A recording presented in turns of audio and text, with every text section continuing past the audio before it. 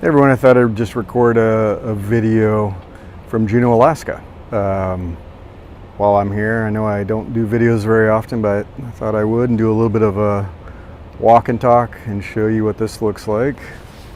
But I'm going to talk about something that I often share that I think is important. Yeah, it's that whole inside champion thing again. And I guess I'll just keep beating that drum until people believe in it. And I know some people have, so I'm not speaking to you guys or preaching to the choir.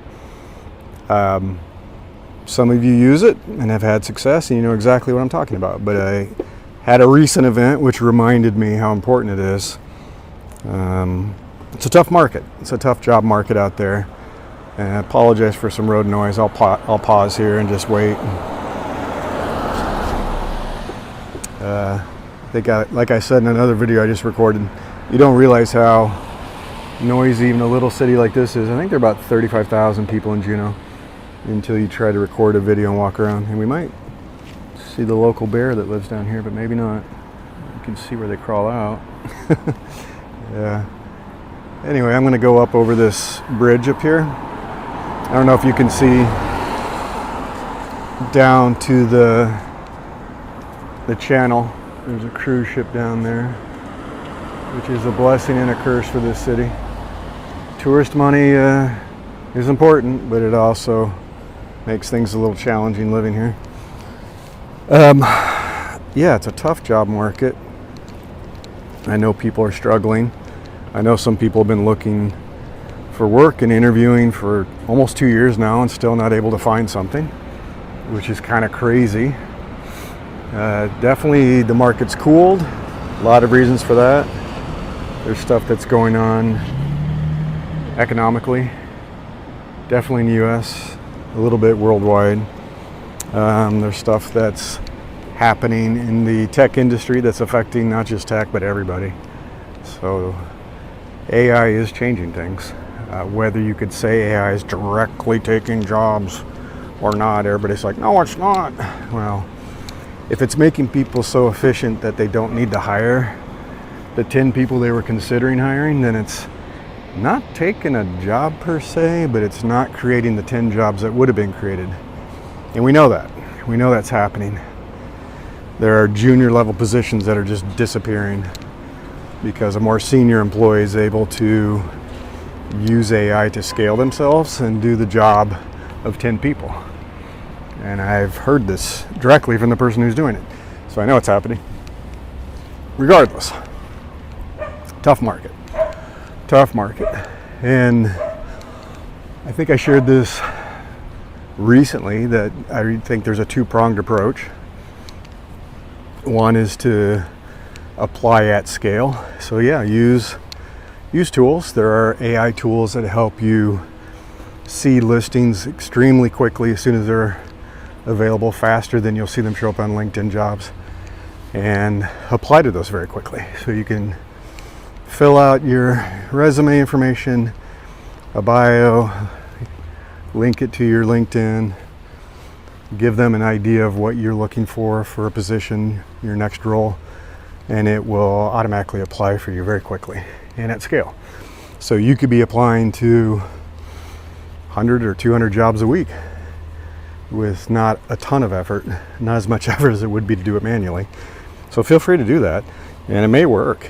Maybe you get 5 contacts for every 100 that you send out, but that's better than 0.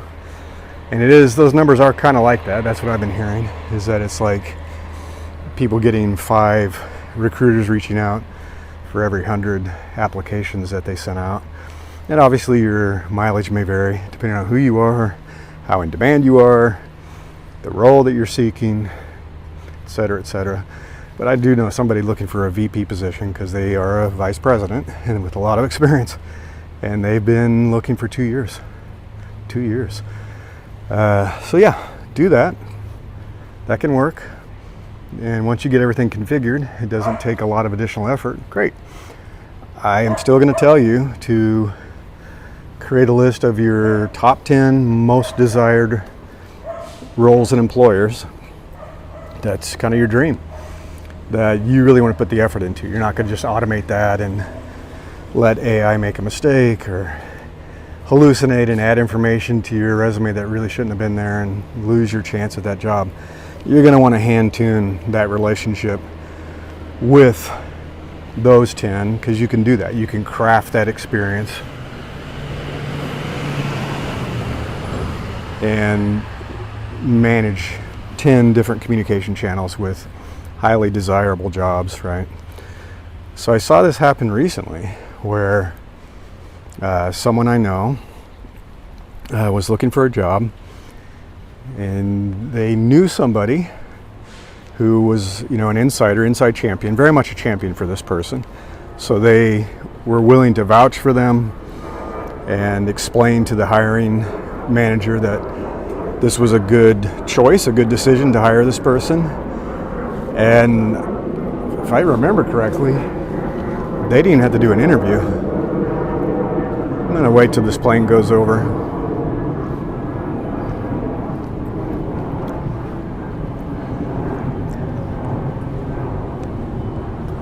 Yeah, they really didn't have to do an interview. They just had to respond to the hiring manager, reaching out to them saying, oh, there's a seaplane.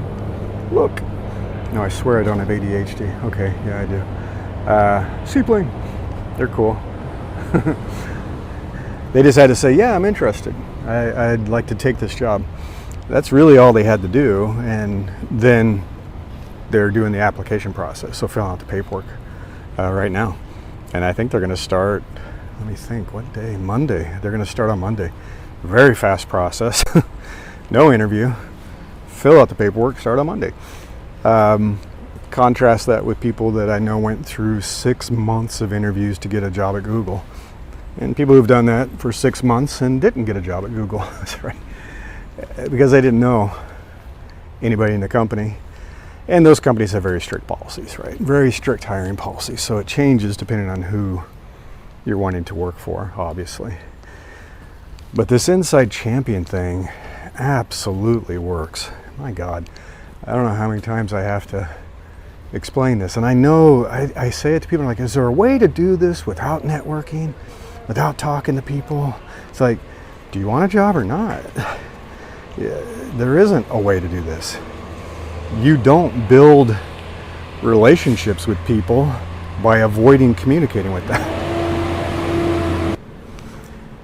Yeah, you can't avoid it. If you want people to know who you are, trust you, vouch for you, put their own reputation on the line, you're going to have to talk with people and get to know them. And so there's different ways to do this. Obviously, one is connect with people that already know you. There are people in your circle, your expanded network, that know you from school, they know you from previous jobs, they know you, they know the work you're capable of doing, they like you, they know you're a good person to work with, and they're willing to vouch for you. They're willing to stake their reputation on you getting hired, because it is a risk. If you screw up, their boss is going to be like, I thought you said this person was a good hire. They're a complete jerk. They're rude to everybody. They're not going to do that. So you know people who like you and like working with you and will vouch for the quality of your work. You know them. If you don't know anyone, I have some bad news.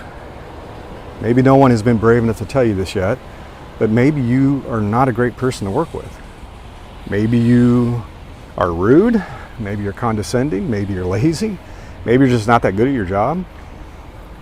And I'm sorry, but that is true for some people. Not everybody is 100% the best at their job. Not everybody is a delight to work with. So if you're struggling and no one will vouch for you, no one wants to work with you, no one that you're connected to is like, yeah, sure, I'll help you. And if no one's willing to do that, that should tell you something. Now you've got some work to do. You really do.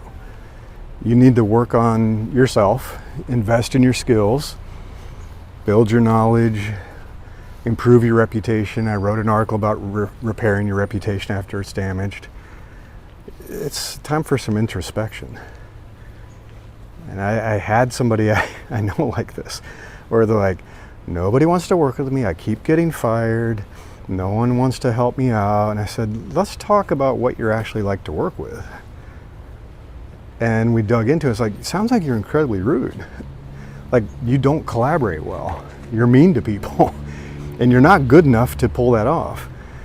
We all know some people who are so damn good at what they do that they can be rude and mean, and it sucks, but they get away with it because they're so good at what they do. It happens. It's not a perfect world, especially if you're going to be an employee. That happens in the office, the workplace.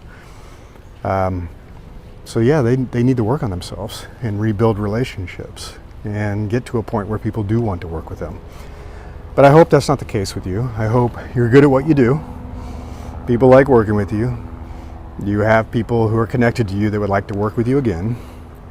And they can be your inside champion. They can pull you into a company. They can streamline the process. They can coach you. And I've had that. I never had to apply cold for any of my Silicon Valley jobs. And if you've heard that before, you can just kind of tune me out. But if this is new for you, no, I didn't. I worked at IBM, Apple, eBay, Yahoo. I was a consultant, worked with a lot of companies in Silicon Valley, and it was all based on relationships. I knew somebody in the company who would vouch for me, that brought me into the company. I knew the hiring manager. I knew people who knew people. And so that helps. And it doesn't seem fair, maybe because it's not fair, but it is not a fair marketplace right now. You can try to play the super fair game and just be out of work for years, or you can say, I'm going to leverage what I have. And relationships are fair to leverage. I don't know why people see it differently. You have skills, you have knowledge, you have experience. These are all tools in your toolkit that you can use. Let me tell you what, relationships are huge. No one works alone. No one works alone. Even if you have your own business and you're solo, you're selling to human beings. You're not selling yet to AI or robots. You are a human being selling to human beings, and relationships are how it all runs. And I can tell you, and you should know this, relationships absolutely matter, and it is one of your assets. As you grow older, especially in the tech industry, you're going to encounter age discrimination, and people are going to be biased against you. Legally, they shouldn't be, but they do. I'll tell you that right now. They shouldn't be, but it exists. Age discrimination is real. But younger people are going to be cheaper to hire. They believe that younger people are more creative, they have more energy. And so they do that. They hire younger people instead of older people. But what do you have as an older person that the young person doesn't have? A much more robust network, and a network filled with more advanced people at more senior levels who can do things like be your champion in a company, who might be a vice president at the company, maybe even the CEO of the company. You get to be my age, you know a lot of CEOs, you know a lot of venture capital partners and investors, you know a lot of executives. They have a lot of weight, they have a lot of pull. And so when you say, hey, I think you should interview this person, they're really great, they're super nice, easy to work with, look at their resume, really talented. That gets put on top of the stack, because now it gets rid of a barrier that exists with all hiring. So one of the things that happens with hiring and screening resumes and all this stuff is that you don't know what's behind the resume. You don't know the truth. You can do some background checks, reference checks, but if you don't know that person, you really don't know what they're like to work with. And that's a huge, huge factor, because no one really enjoys working with brilliant jerks. They just don't. And I get a lot of people that would reach out and say, hey, do you know this person? They look great on paper, but I'm worried. What I don't want to do is hire this person, then I have to fire them, and there might be a lawsuit and all kinds of stuff, or maybe I have to give them a golden parachute and it's going to get expensive. I don't want to make a costly mistake. What do you know about them? Are they a good leader? How do they treat people? How do they manage? Do they manage up? Do they take care of their team? Are they smart? Are they strategic? They would ask, because they're trying to get the truth. Look how pretty this place is. Oh, wow. And they want to get the truth of it. So it is a valid strategy. It's a great strategy. This person just used it and got a job in less than a week without an interview. and the hiring team was like, we already know we want to hire you. We're just waiting for you to be available. How great is that? To be so in demand that they're waiting for you and they're just waiting for you to say yes. Why wouldn't you want that? And if you think about it, knowing having this relationship and knowing the people on the inside works both ways. So yeah, they know you, they vouch for you, they help you get the job, but you know what you're walking into. You know maybe the hiring manager, or at least you know the team, somebody on the team, and they're going to be honest with you because they're a friend and they're staking their reputation on you too. So they don't want to burn a bridge with you if they hire you into a miserable company with miserable people and you're like, whoa, why did you not tell me about this? The manager's a jerk, the team is toxic, the company has a horrible culture. A friend doesn't want to do that to you. So it works both ways. It helps you find a champion to get hired and get inside the company, but now you know exactly what you're getting into. And I knew that going into these companies. Like, I already have friends there. They already told me what the team was like. They told me who are the good people, who are the people to watch out for. It's kind of nice. So it works both ways. It's well worth doing. So yeah, use AI to scale. Apply to 100 jobs a week if you want. See if that works.